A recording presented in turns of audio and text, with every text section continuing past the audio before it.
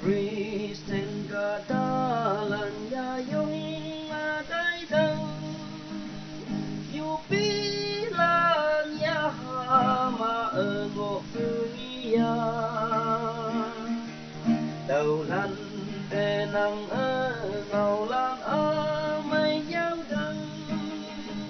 agim hi bang ma chỉ xua nhẹ cơ lan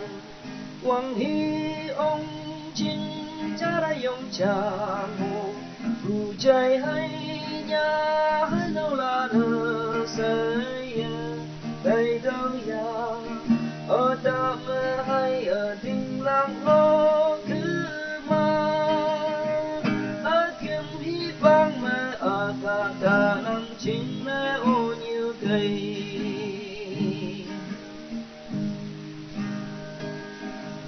ô như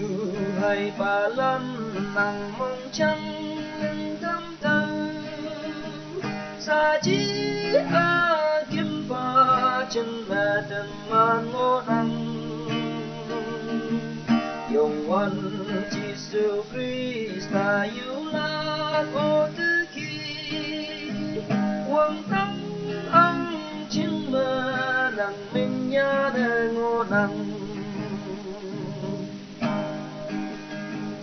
ở kim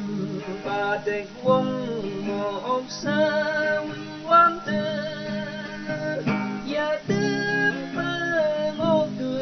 mà ngầu phần sông mơ